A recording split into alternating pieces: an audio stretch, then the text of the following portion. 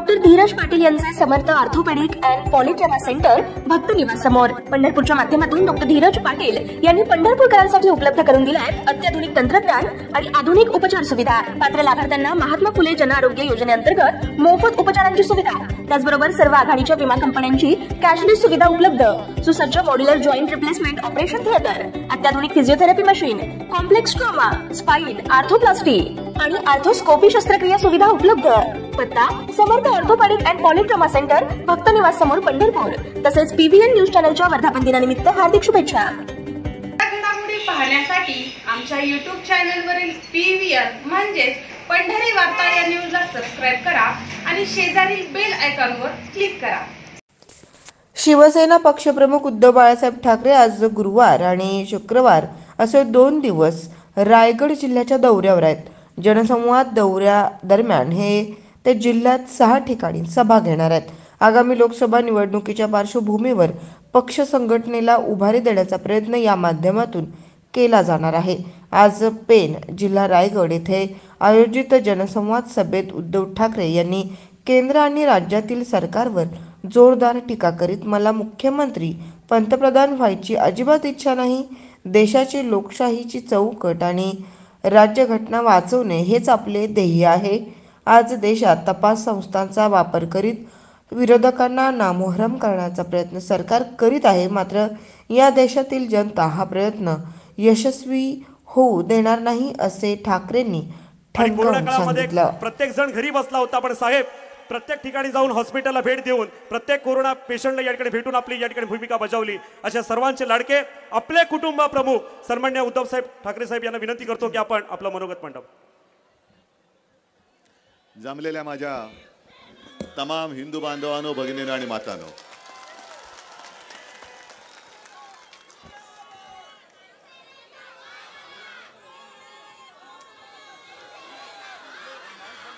आज तशी काही सुट्टी नाहीये, निवडणुका जाहीर झालेल्या नाहीत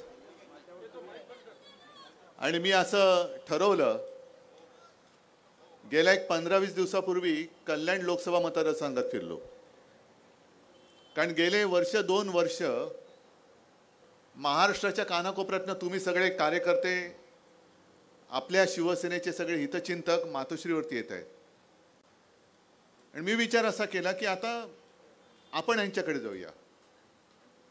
कल्याण मतदारसंघामध्ये मी शाखा भेटी ठरवल्या, शाखा भेटी करता करता अशा सभाच झाल्या सगळीकडे। आज रायगडमध्ये मी आलेलो आहे।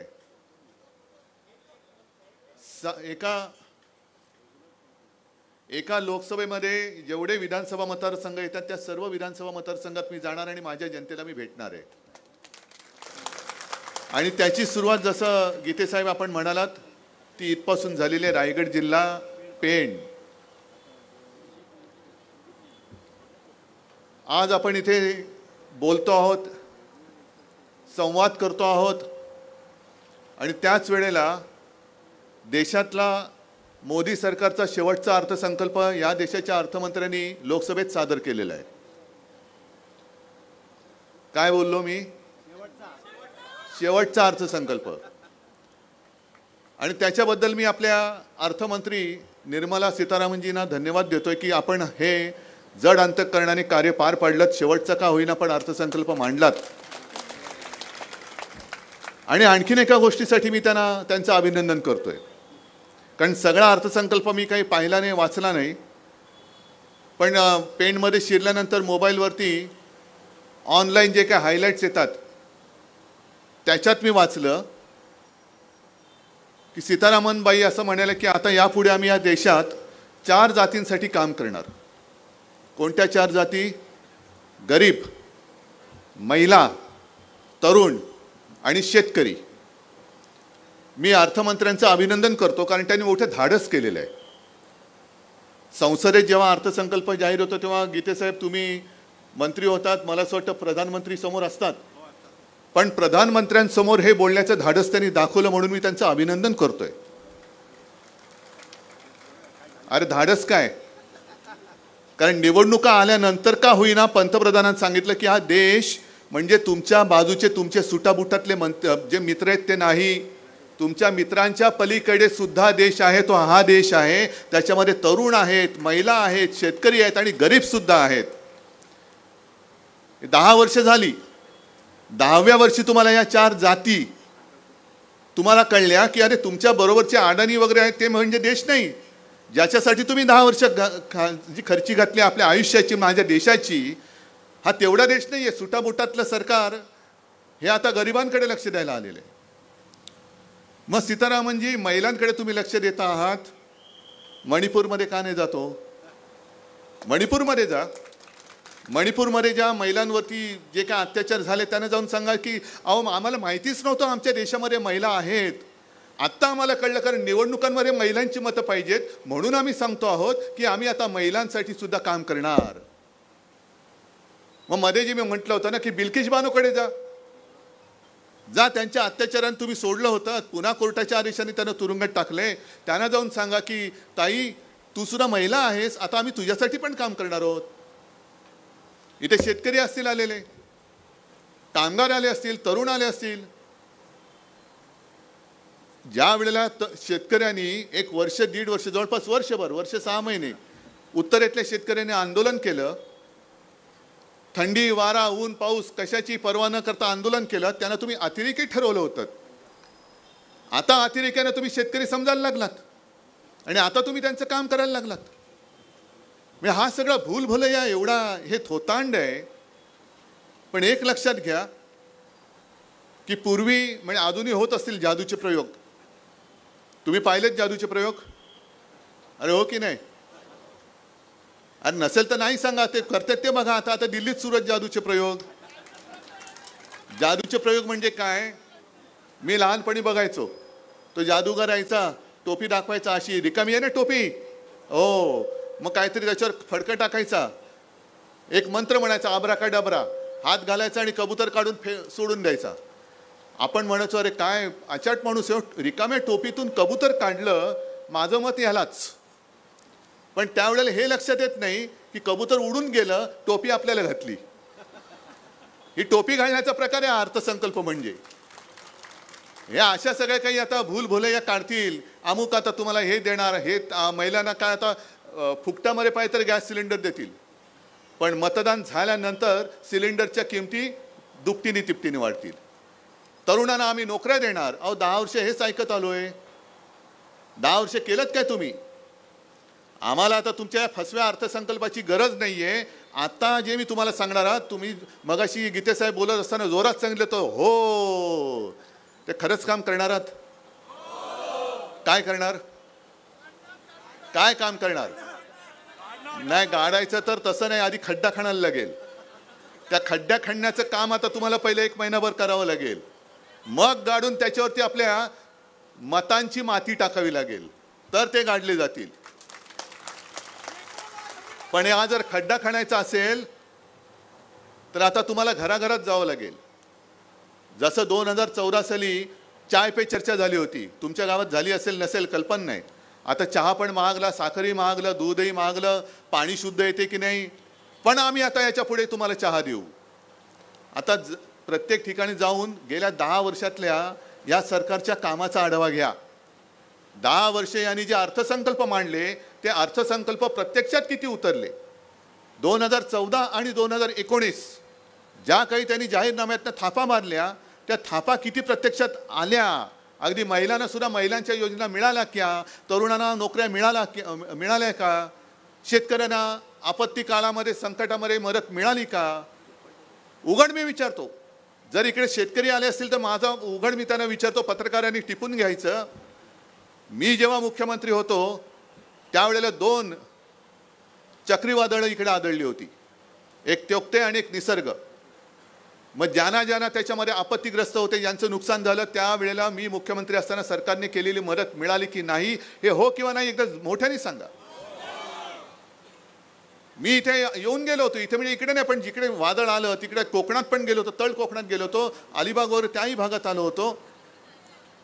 आणि जे केंद्राचे निकष आहेत त्याच्या पलीकडे जाऊन आपल्या सरकारने मदत केली होती. 2 निसर्ग वादळ, एक निसर्ग आणि त्योक्ते वादळ येऊन गेलं, पंतप्रधान आले होते, केंद्राची मदत आली होती. एक पैसा सुद्धा आलेला नव्हता.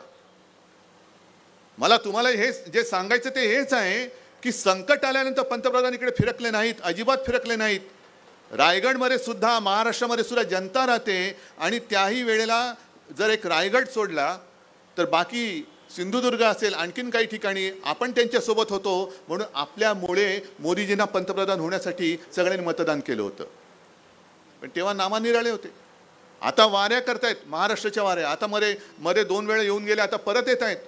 साताऱ्याला जात आहेत, मग शिवनेरीला जातील, मग पोहरादेवीला जातील, पेणमध्ये येऊन जातील.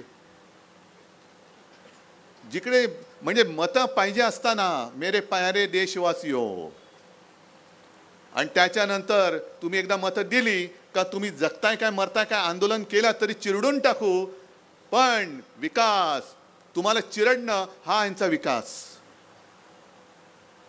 आता गेल्या आठवड्यामध्ये राम मंदिर झालं, आनंदाची गोष्ट आहे. मला पण अभिमान आहे, आनंद आहे. राम मंदिर तिकडे अयोध्येत व्हायला पाहिजेच होतं, कारण त्याच्यामध्ये शिवसेनेचं, शिवसेना प्रमुखाचं सुद्धा मोलाचं योगदान आहे. मी काय तुम्हाला सांगण्याची गरज नाही. मी आमंत्रण येईल, आमंत्रण येणार नाही, त्याच्यापेक्षा आनंद व्यक्त करायला मी नाशिकला गेलो होतो आणि काळाराम मंदिराची मी आरती केली. गोदावरी तीरावरती मी आरती केली, कारण काळाराम मंदिराचा सुद्धा एक वेगळा इतिहास आहे, तुम्हाला कल्पना आहे. जसं इकडे या रायगडमध्ये महाडच्या 14 तळ्याचा एक सत्याग्रह झाला होता, तसा काळाराम मंदिरामध्ये डॉक्टर बाबासाहेब आंबेडकरांनी सत्याग्रह केला होता. आणि त्यांचं हेच जे म्हणणं होतं तेच आमचं सुद्धा आहे की हा जो राम आहे हा काय तुमची खाजगी प्रॉपर्टी नाही, तो राम माझा सुद्धा आहे. हे जे आंबेडकरांनी सांगितलं तेच मी भाजपला सांगतोय. हा राम तुमच्या मोदींची प्रॉपर्टी नाही, हा राम ह्या देशातल्या तमाम करोडो राम भक्तांचा सुद्धा आहे.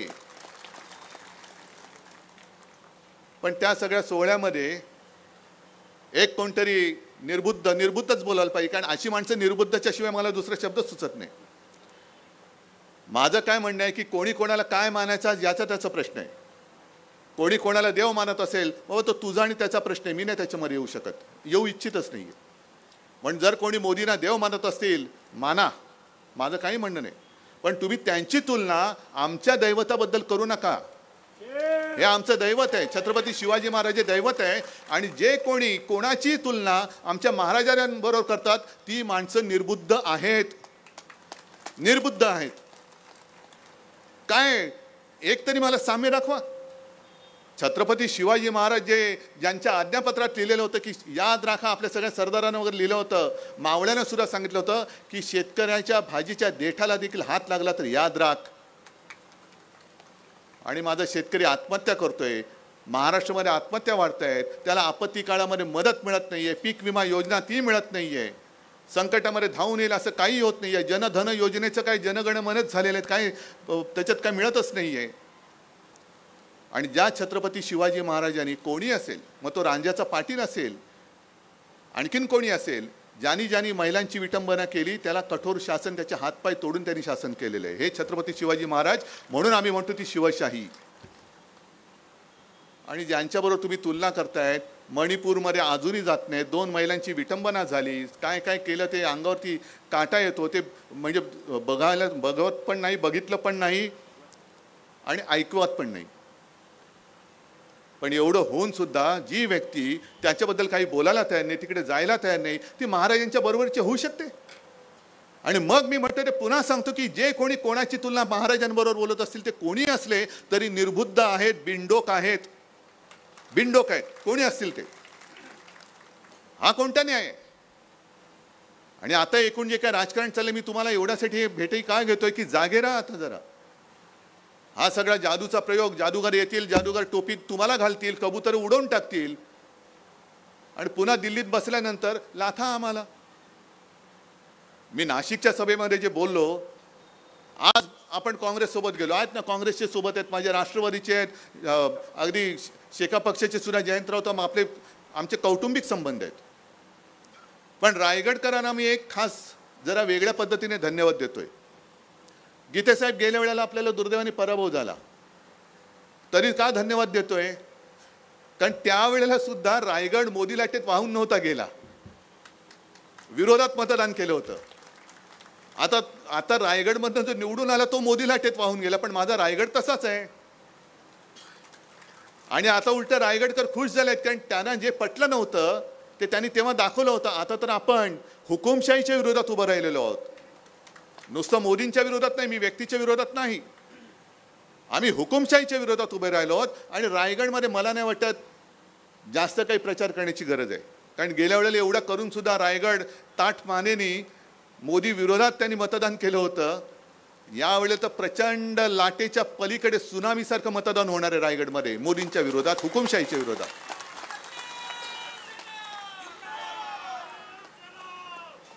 बरं, एक गोष्ट अशी आहे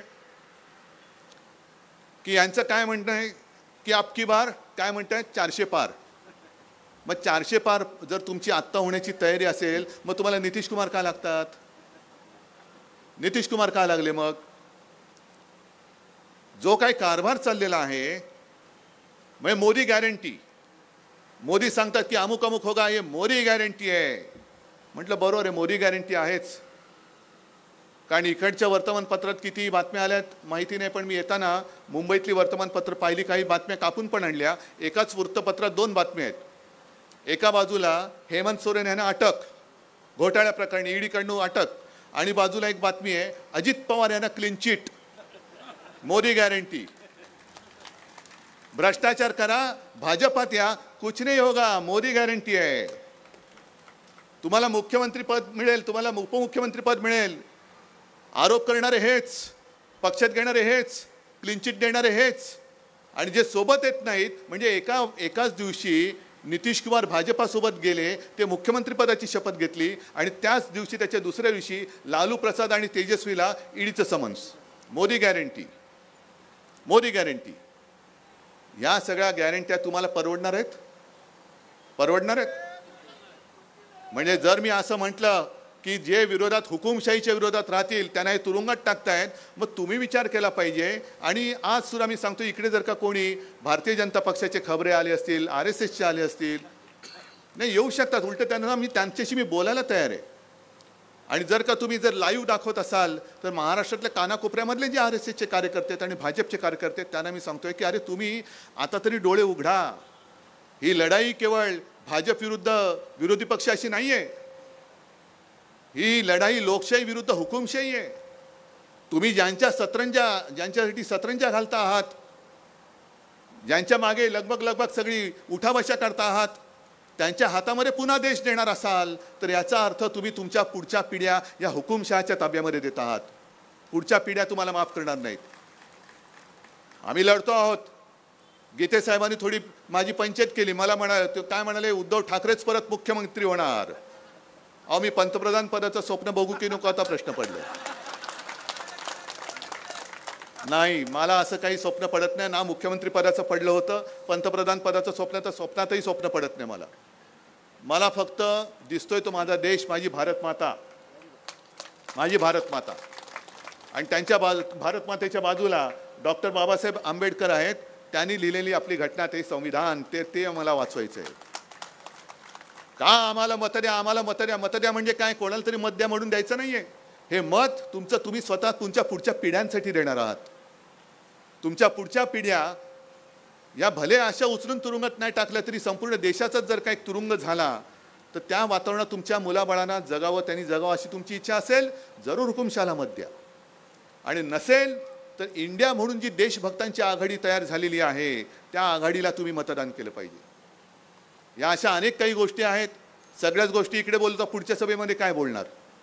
आणि म्हणून मी थोडंसं जे काय आहे ते तुमच्यासमोर बोललेलो आहे. जेवढं नेमकं बोलायचं तेवढं बोललेलो आहे.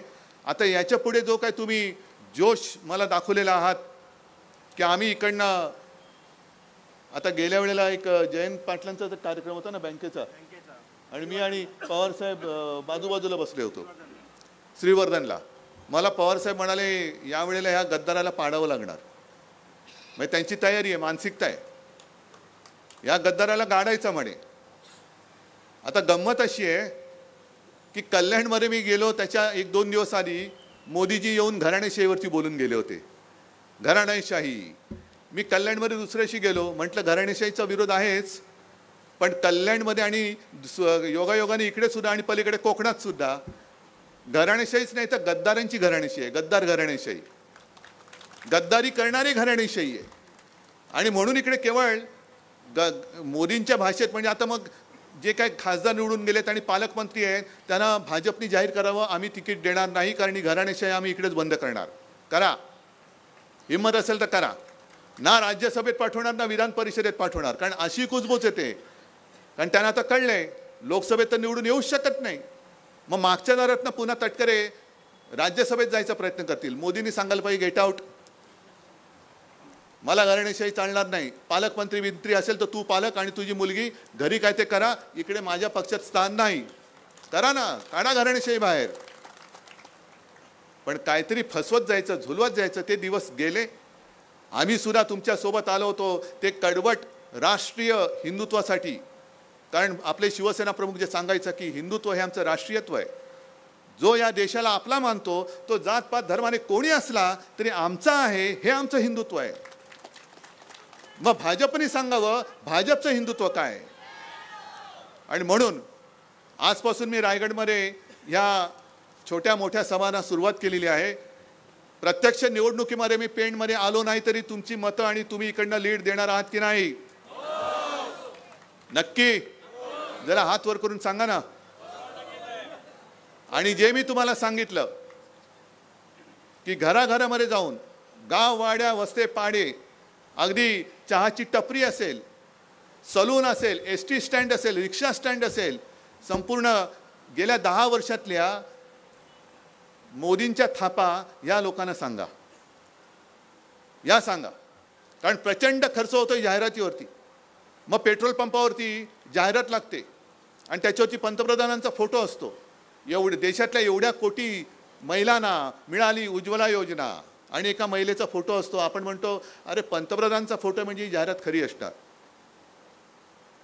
पण त्याच पंतप्रधानांच्या फोटोना पेट्रोलची दरवाढ नाही दिसत. पेट्रोल पंपावरती फोटो असला तरी तो फोटो दरवाढ नाही बघत. आणि प्रत्यक्ष बघितल्यानंतर कळतं आपल्याला. असं वाटतं की आपल्या गावामध्ये योजना नसेल मिळाली. आता इकडे सगळ्या महिला आहेत, वेगवेगळ्या गावातनं आला असाल. तुमच्या प्रत्येकी जणीने एकमेकीमध्ये बोला की तुम्ही राहता त्या वस्तीमध्ये खरंच गरीब महिलांना किती उज्ज्वला योजना मिळालेली आहे, किती गॅस सिलेंडर मिळाले. पण तुमचा गैरसमज असा होतो, तुम्हाला असं वाटतं माझ्या गावात नाही बाजूच्या गावात मिळालं असेल, बाजूच्या गावकऱ्याला वाटतं माझ्या गावात नाही त्या गावात मिळालं असेल. कारण कोणी एकमेकात बोलत नाही, कोणीच बोलत नाही.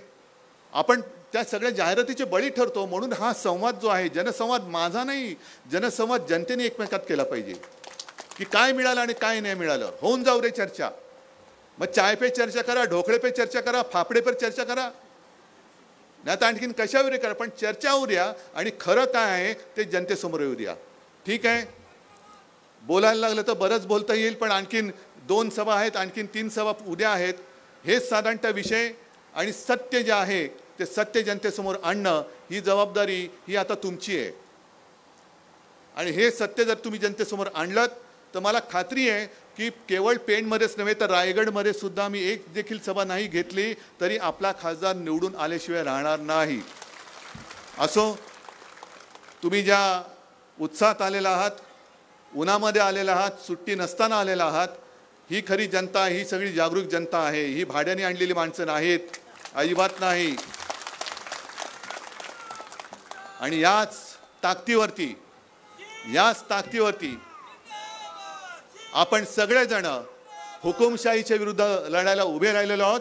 आणि ज्या वेळेला जनता एकवटते तेव्हा हुकुमशाह किती बलाढ्य असला तरी त्याला मातीत गाडल्याशिवाय राहत नाही. हा इतिहास आहे आणि त्या इतिहासाची पुनरावृत्ती माझ्या या पवित्र छत्रपती शिवाजी महाराजांच्या रायगडपासून होईल ही खात्री बाळगतो आणि आपली रजा घेतो. जय हिंद, जय महाराष्ट्र. हॅलो, धन्यवाद. आजच्या कार्यक्रमाला आपण बघितलं की जनसंवाद मिळावा. ठीक आहे, ओके, धन्यवाद. बोला शिव.